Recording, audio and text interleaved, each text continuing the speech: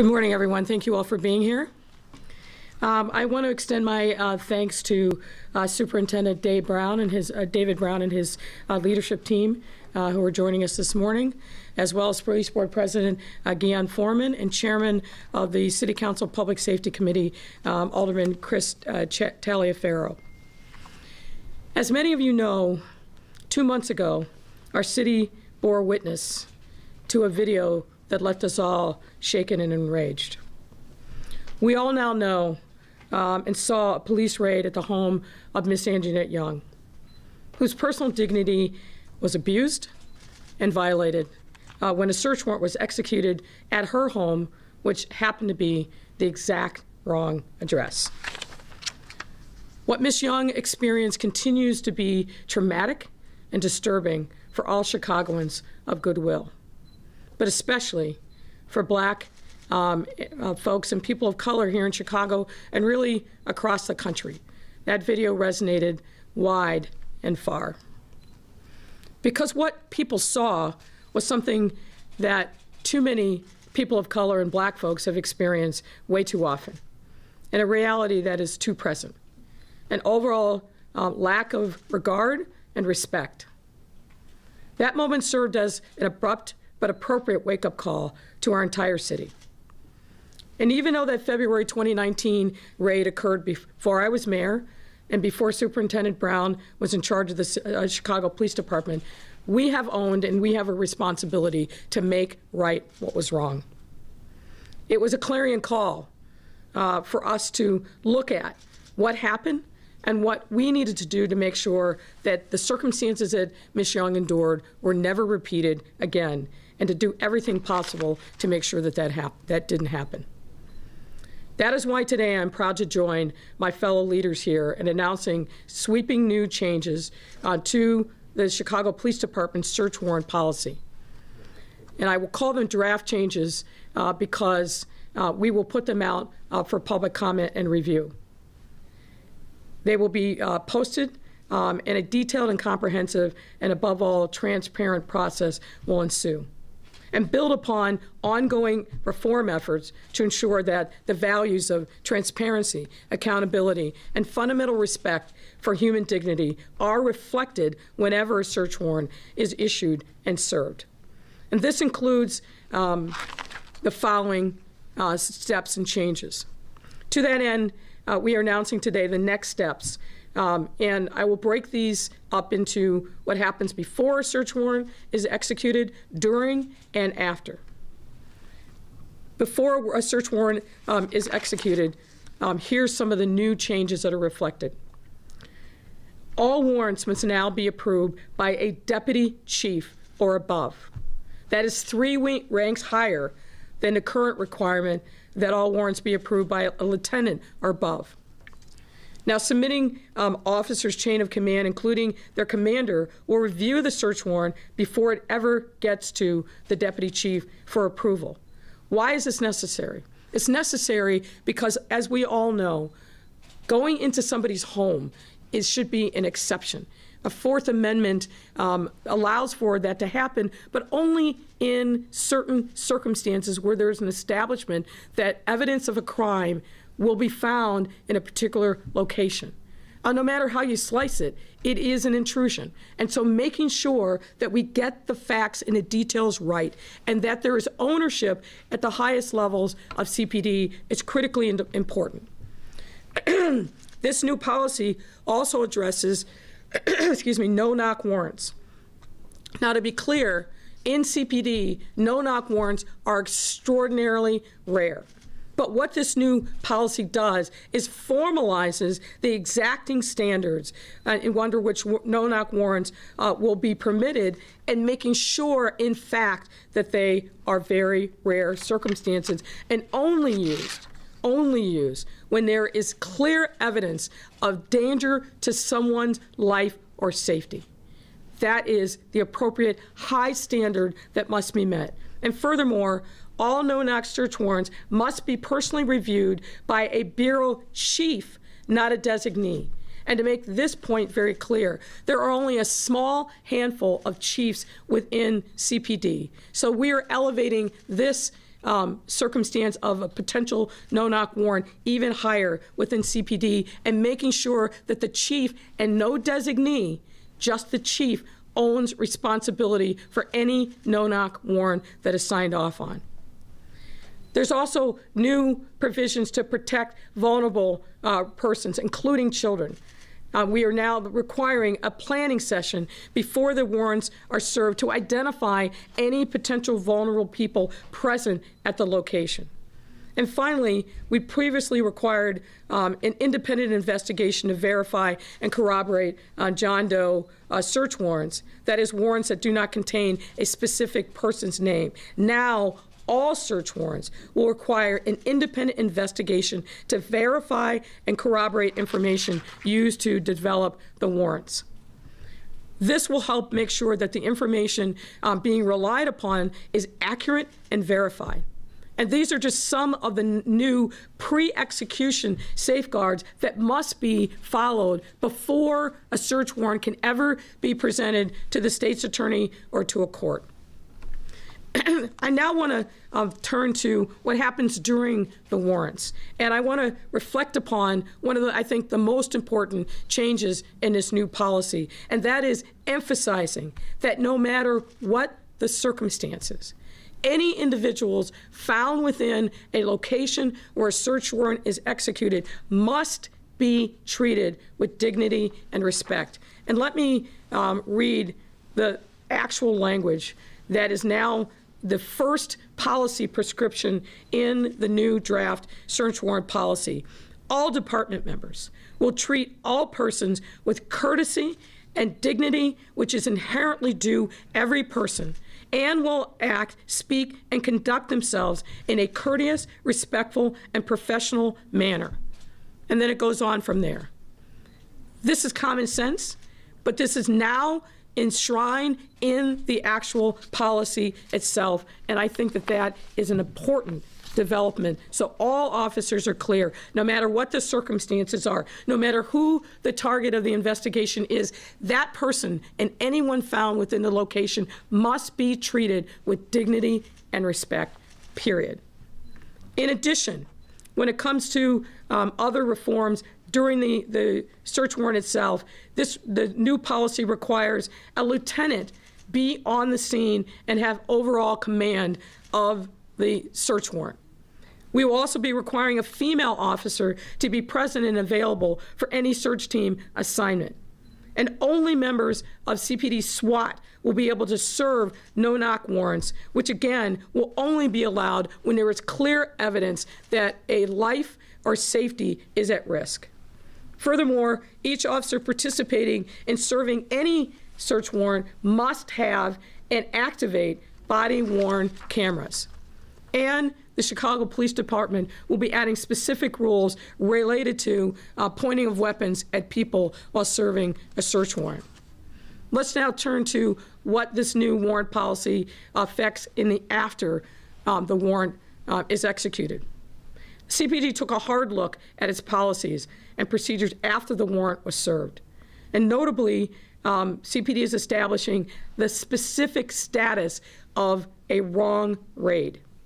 Wrong raids will now encompass any time in which the warrant is served either at the wrong address or as the circumstances with Ms. Young, the warrant, in fact, the facts underlying the warrant are inconsistent with the probable cause used to obtain the warrant. So in other words, it is in the circumstances where you get to a location, you execute the warrant, and it's clear that the underlying facts are radically different than what the officers are observing. That's a wrong raid, and here's what happens in that circumstance. It is mandatory that that be reported to the supervisor, and the supervisor now must open up an investigation for CPD to evaluate what happened in the wrong raid. That is crystal clear in the new policy. Wrong raids will also require a critical incident after action review, making sure that the CPD is properly investigating and learning from these incidents. We'll also require CPD to report the actual fact of a wrong raid to the judge with the return of the search warrant. That's another safeguard that I believe personally is critically important, that the judge be notified that there was a wrong raid.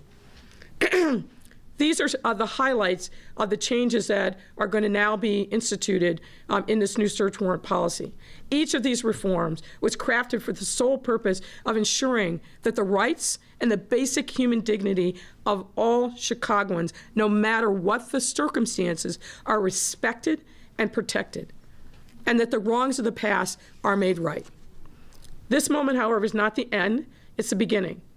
And I also want to emphasize that 2 weeks ago, I signed an executive order that requires that when a victim of a police incident comes forward, particularly circumstances like Ms. Young, that that person must be given video, police reports, audio of any incident where they believe that they have been harmed by the Chicago Police Department. That is critically important. One of the big lessons learned from the circumstances of Ms. Young and other wrong raids is that people who believe that they were victimized shouldn't have to jump through lots of different hoops and hire a lawyer in order to get access to information about what happened to them.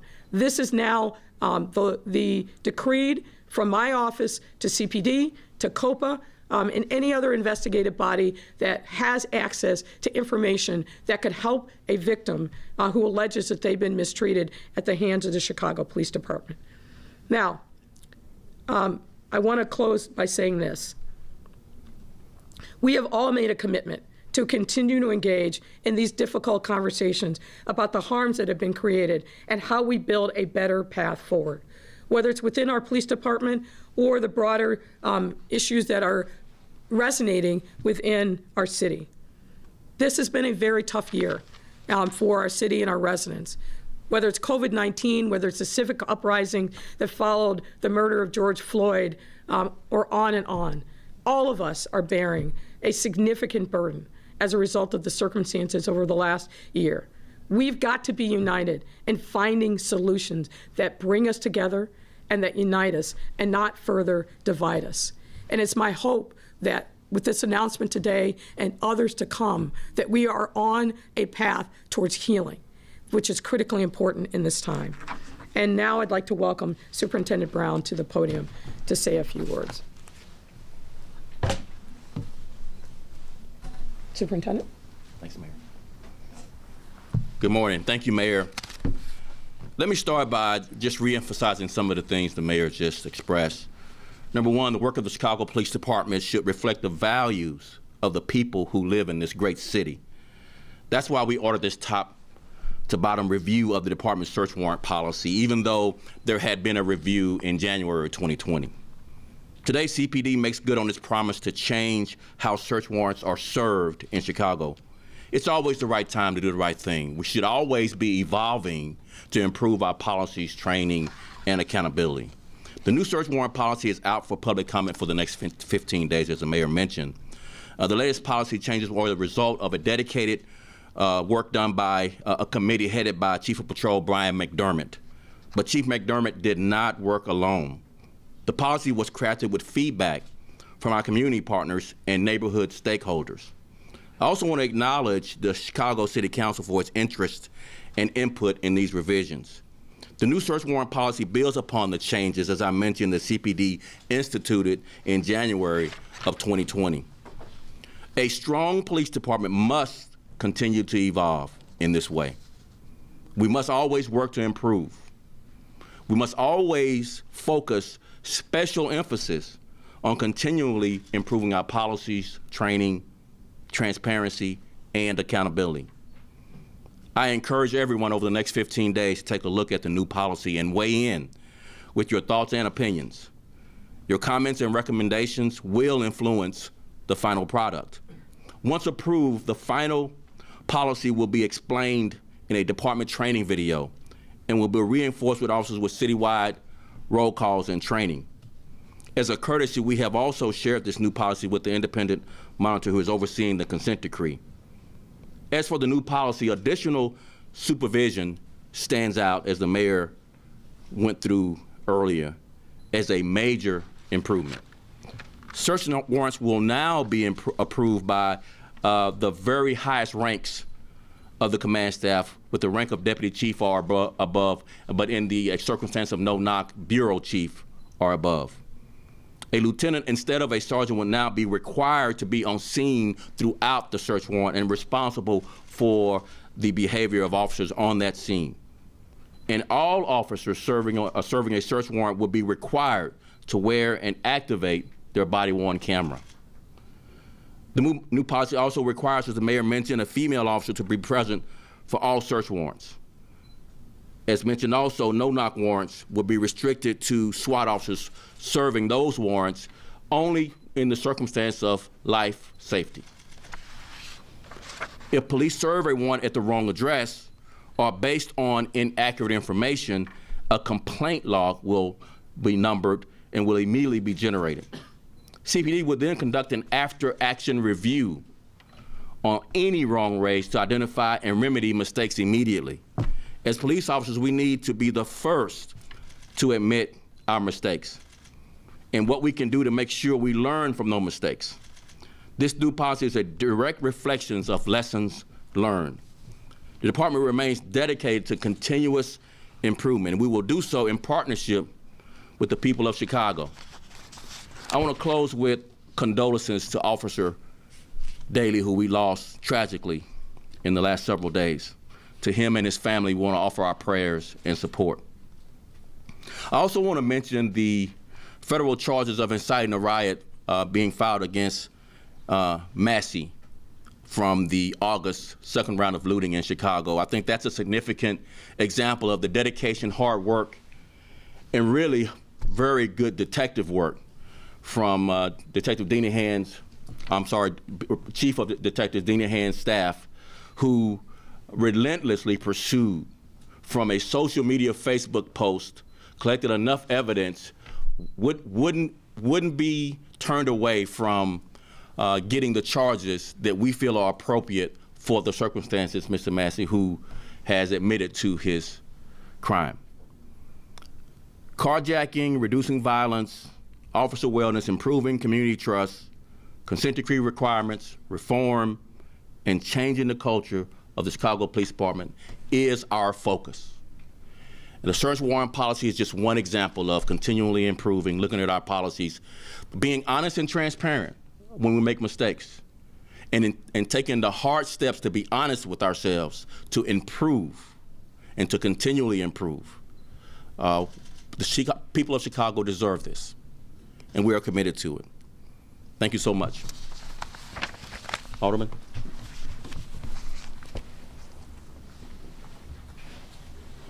Thank you, Mayor Lightfoot, Superintendent David Brown. Good morning. Let me thank you, Superintendent, Mayor, for your continued leadership, especially in your commitment to reshaping the future of the Chicago Police Department.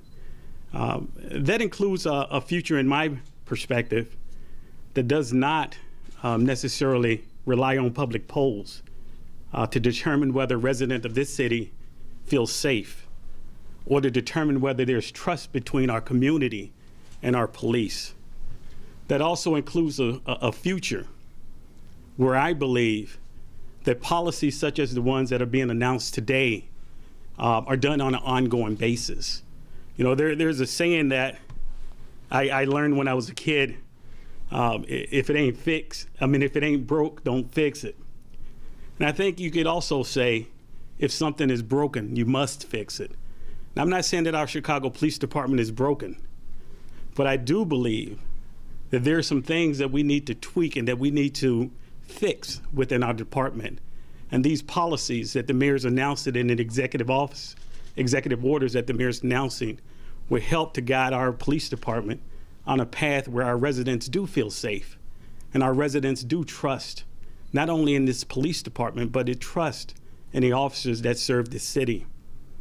Less than a year ago today, I believe it was this month, where Ms. Breonna Taylor was tragically killed during the execution of a warrant in her home, in her apartment, in her bed. And it was less than a year where the tragic video of Ms. Anjanette Young surfaced. that really showed us where we need to change and where we need to go as a police department. So these reforms that the mayor's announcing today will help bring about true accountability, true responsibility. And I thank you for that. Thank you, and I hope that as the superintendent said, I hope each and every one of you can take an opportunity and weigh in on what you'd like to see within our policies in our Chicago Police Department. I'd like to introduce Guion Foreman, the president of the Chicago Police Board. Thank you. Good morning. Buenos dias. Alderman, I too would like to commend Mayor Lightfoot and Superintendent Brown for these changes, these recommended changes to the search warrant policy. I do believe that this is a great step in the transparency policies that CPD is going about installing. But the changes don't stop with CPD making a recommendation. It really is incumbent upon all members of the public to weigh in. This is how we do, Superintendent, achieve that continuous improvement that we're all seeking when we're talking about making the city better for all. It's very important. These comments are not taken lightly when these comments are put out, and so the same way that we receive comments at the police board, we feel it's very important that we get comments on these kinds of policies and that it doesn't stop. It doesn't stop with a policy change. We would like to ensure that we continuously get feedback from the public, but it starts with this first comment period. It's a short period of time, 15 days, and so encourage your friends. Let's use social media not just for passing around jokes and having a good time. Let's use this to improve our city. So thank you very much. I'm not sure. This is like old times. I'm not sure who's starting, but I'm happy to take your question. Greg, okay. We'll open it up to you. Okay. Well, good morning, Mayor. Good morning. This is from France. Actually, quick brass tacks question. When would they go into effect? So it's these. Yeah, we'll have the comment period, and then based upon the comments, if there are more changes that need to be made, but obviously there's a sense of urgency around making sure that they go into effect as quickly as possible. What's the timetable? End of March, April? Well, like I said, there's going to be a 15-day comment period, and then depending upon the feedback that's given, but that feedback will obviously be looked at and taken into consideration real time, but we want to make sure, I would hope that we go into effect certainly by the end of the month. From Fran Spielman at the Sun-Times, you have acknowledged that public trust in you has been lost by your changing story about what you knew when, and when you knew it about the botched raid on Anjanette Young's home. What will it take for you to regain that trust? Will these changes do it, or do you have more work to do? Well, I don't really think that's actually what I said. But obviously, the fact of the matter is that trust was no question shaken. And I've been working diligently personally, as has my team, as has the police department, to make sure that we're being responsive to Ms. Young in particular, but also in general to the feedback that we received from many quarters about the experiences that residents were having with Chicago police officers, certainly with respect to search warrants, but beyond that. And we know that trust is not something that is a static thing. It has to be constantly worked upon, and you have to make sure that you're committing yourself, but fundamentally to being present and to listen and to making sure that you're being responsive to the feedback. So it's an ongoing process, I think, that any leader has, and me in particular. So that will be something that we continue to work on. From Heather Sharon at WTTW, she wants to know what's the status of the Jones Day investigation, which is the investigation you asked for, and I would add what's going on with COPA's investigation as well as the IG's investigation. Do you know when they're going to be done? So let me take those one at a time. The Jones Day investigation is ongoing. You ask about the IG's investigation. I don't have any insights into that, so you have to refer those questions to the IG. Obviously, the IG started an investigation in July of 2019. So my question is, where have they been for now almost a year and a half? I think that that's a critical question that we have to understand. And the same question regarding COPA. They opened up their investigation regarding Ms. Young's case in November of 19. It's now March of 2021. I've been an investigator, and I know that sometimes things are difficult and complicated, but I can't see any reason why, particularly with respect to Ms. Young's case, that we're in March of 2021, an investigation was opened up in July, and then another one in November of 2019, almost 2 years ago, and we don't have a conclusion of either of them. I don't think that that's helpful to build trust and add legitimacy to either the IG's work or COPA's work. So I'd urge them to be responsive and get the work done. This question is for Superintendent Brown from Jim Daly at Southside Weekly. He says that 5 of the officers on the Young raid got overtime for that night, but only 2 noted it was for serving a warrant. 3 of them used the generic extension of tour classification. The Inspector General has noted that the generic category codes are an issue with CPD overtime and that that's a problem. Should the department require all overtime requests for serving warrants to be categorized as such? As part of the review of the search warrant policy, we are addressing some of the things that are, in my opinion, other issues that's related, not necessarily to search warrants, but how officers capture overtime, regardless of the designation. When I started 10 months ago, that's one of the first things that were prominent to me is how do we get control of and be good stewards of the taxpayers' dollars in overtime. So we'll be addressing that with basically looking at the approval levels for overtime. I think to raise the level of approval for any and all of our issues that we might have, whether they're mistakes or just improvements we want to make, really moves the needle much more than keeping these decisions of approval at the lower levels. And so that's one of the things that we implemented last year. We'll build on that this year. I have a couple off topics, but let's keep it up to the rest in the room before we move to off topics. For the superintendent or the mayor, can you discuss who under the current search policy? Yeah, can you discuss who under the old, which I guess is the current search policy, within CPD would have reviewed an application for a search warrant? And also, can you take us through the steps of the Anjanette Young matter and how these changes would have prevented that from happening? Let me make sure that I understand your question. Under the current policy that was updated in January 2020, a lieutenant is responsible for approving a search warrant. With the changes today, that moves up 3 ranks to a deputy chief. So that's a significant change. Regarding the circumstances of February of 2019, a sergeant could have approved the search warrant. There was no definition of wrong raid at that time. There was no mandatory requirement that when there was a wrong raid, an investigation had to be opened. So where the department was in February of 2019 at the time of the incident at Ms. Young's house is a world away from where we are now. But again, as the superintendent has said, we're certainly not resting on our laurels.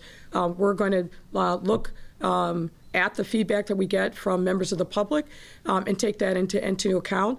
The policy changes that are announced today, as the superintendent said, were as a result of engaging with members of the public and focus groups. But obviously, every time we open up something for questions and comments, there's a learning that happens, and we look forward to hearing from members of the public about this new policy. I think that's answered your question. Yeah, that's fine. Okay. Go ahead, Craig. A lot of times police are going in to get bad people on search warrants, and wrong raids, of course, do happen. Do you have any concerns that this could make officers hesitant when they're going in and in any way endanger the officers? So the real question you're asking is if treating someone with respect gets in the way of doing our job, and the answer is no.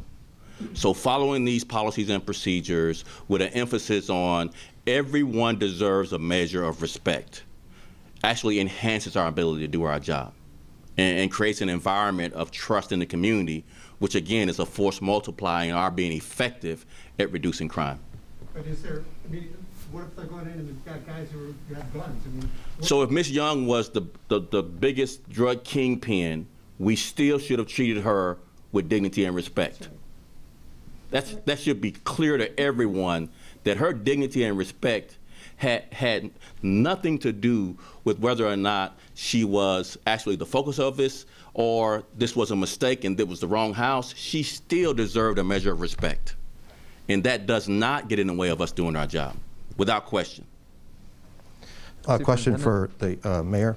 You know, if I Sure, before you ask go your ahead. question, I just want to add to that.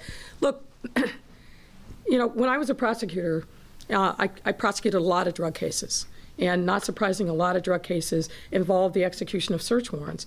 And to the point that the superintendent made, the changes that are being instituted before, during, and after the execution of a raid are intended to strengthen the integrity of the process, making sure that there is actual diligence being done and that there is a high-ranking supervisor who's accountable to make sure that that diligence is done beforehand actually strengthens the process and provides legitimacy when search warrants are actually executed. So there should be no officer who is hesitant that his or her work is being subjected to scrutiny by a supervisor. If that is the case, then it's probably a search warrant that never should be executed in the first instance. Go ahead, Dave. Mayor, I can't speak for everybody in the room, but I can tell you from CBS perspective, it took us 2.5 years to get here. I have a lot of questions, so have a little patience, please. There's a lot of things I don't see here, and I have questions about them. One, So let's get to them. There's nothing about, you talk about no knocks. Time after time, police knock and bust. They don't even, it's not a no knock, but they just go in. They don't give anybody time to get to the door. And case after case, it says already in policy that a search warrant has to be turned over promptly. These people didn't get the warrant 2 hours later. Well, that shouldn't be happening. And now, because there's a requirement that everything related to a search warrant, a body-worn camera has to be present and activated. When we see that happening, that's going to be a problem, not only for those officers, but we will make sure that that is corrected on a systemic basis. So you're right.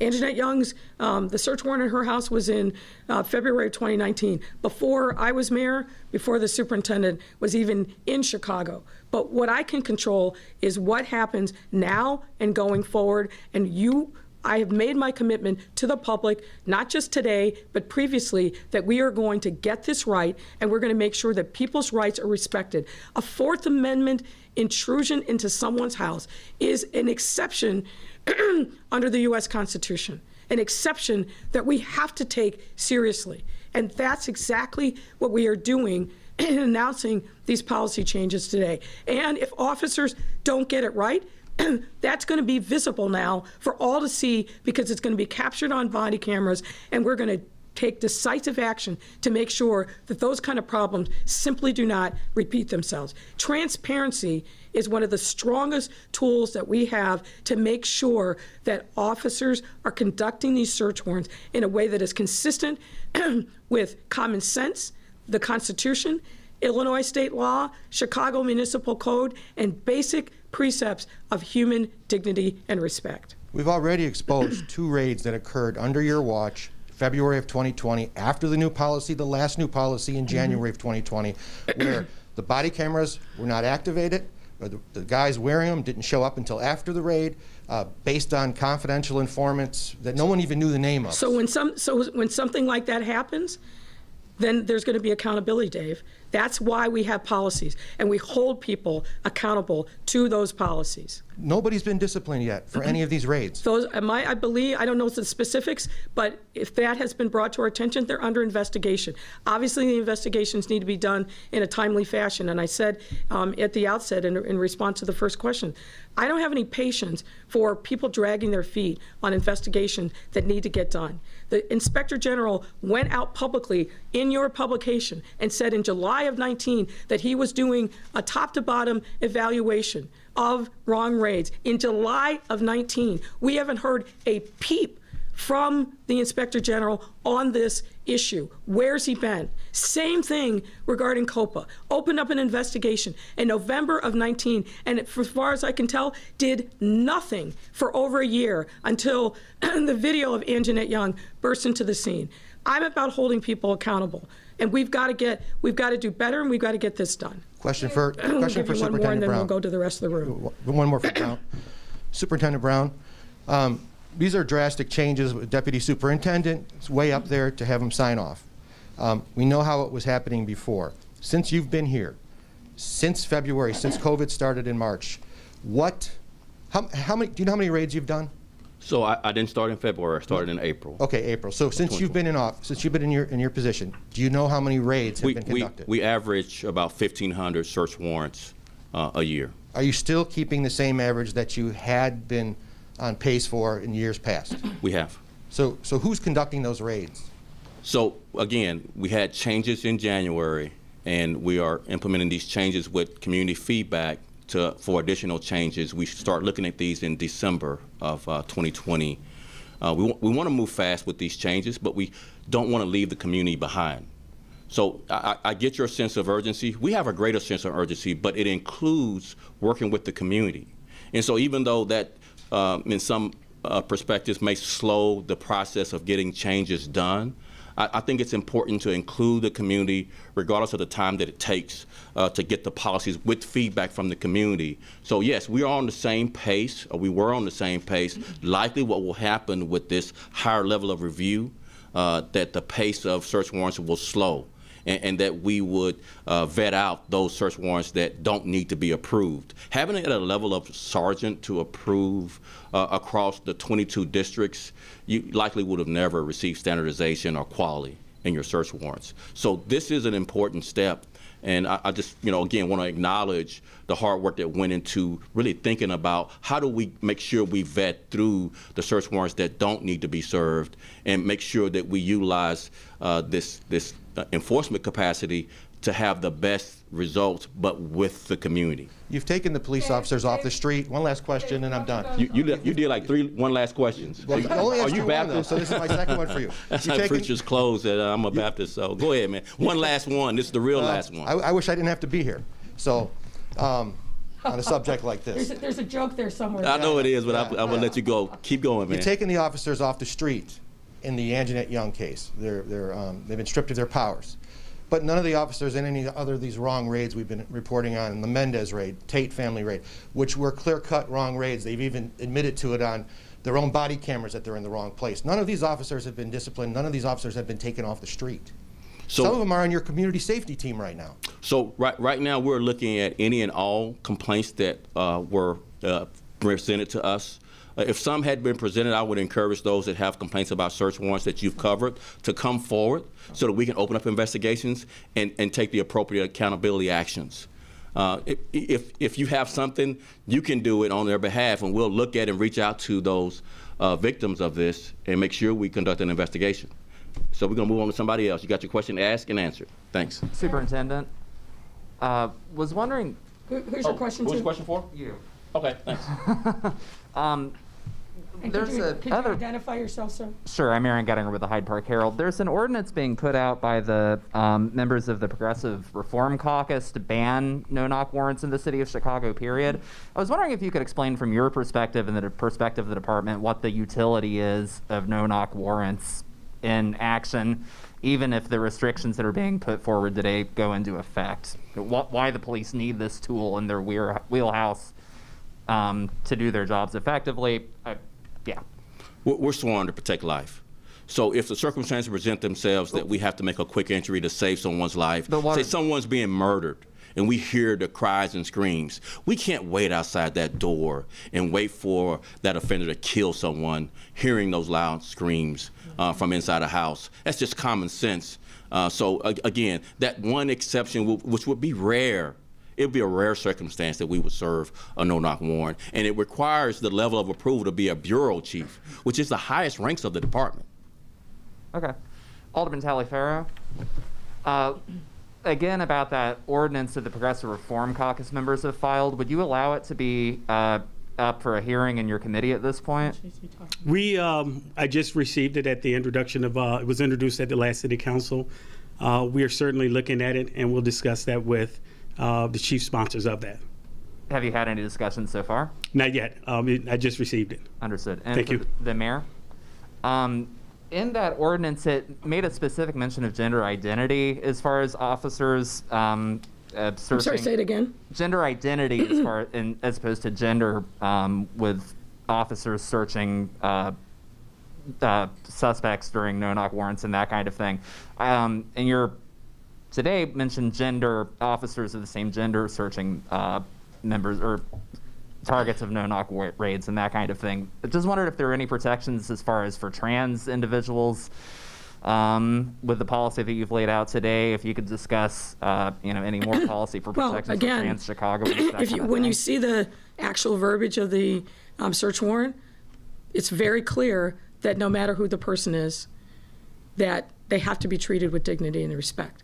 That's the first line of the substance of the policy. So obviously that would cover anyone, regardless of their sexual orientation, regardless of their gender status.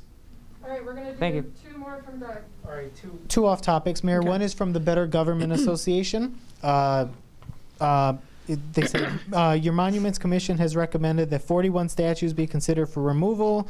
The BGA is reporting that the committee you appointed to consider the matter met without public notice or access and opened its first meeting by stating, whatever is said here stays here. Do you condone statements such as that by committees that are meeting to consider matters of significant public interest? I know that that's what the BGA is reporting. I have no confirmation whatsoever that that's what's said. And I think what we should focus on is what the committee is doing, which is to raise a important discussion and focus public comment and concern around monuments, memorials, and other historic markers across our city that have raised concern in light of kind of today's view of those issues. I think that they put together, and if you look at the people that are on the committee, it's a lot of very thoughtful folks that both are artists themselves, come from the art history world, but also kind of everyday citizens who are weighing in on, I think, an issue of great importance. And I look forward to seeing the conclusion of their work. They put the 41 items out for public comment and review. And we've gotten, I think, a lot of very helpful feedback, and we'll continue on. And then from Kelly Bauer at Rock Club, she says, the question is that you've spoken about what you don't like in the Martwick elected school board bill. You've talked about wanting parent representation on an elected school board, but you haven't offered your own plan. Do you no longer support an elected school board? Well, I think what I've been very clear about now for probably 2+ years is a set of values under which we have to organize. It's obviously important that we make sure that parents are heard. I think this last episode that we went through with CTU only underscored that. Myself, Dr. Jackson, and other CPS executives heard over and over again from parents and members of the public that they felt like they were not being heard. And we can't move forward with any kind of new governance structure that doesn't genuinely provide a pathway for parents to have a seat at the table. One of the other things that doesn't, I think, get enough consideration when it comes to the Martwick bill is it doesn't allow for people who are undocumented in our city to have a seat at the table. We have a substantial portion of CPS students and parents who are themselves undocumented, and to basically exclude them from having kind of any voice on a new form of governance for the Chicago Public Schools doesn't make any sense to me. So there are a number of fundamental problems with that Martwick bill. We are in the process now of listening to a lot of different stakeholders across the city to engage them in a conversation about what governance should look like based upon people in Chicago who have a vested interest in making sure that our students are front and center at the in these discussions. This discussion has been about power and dynamics, but not been about our kids.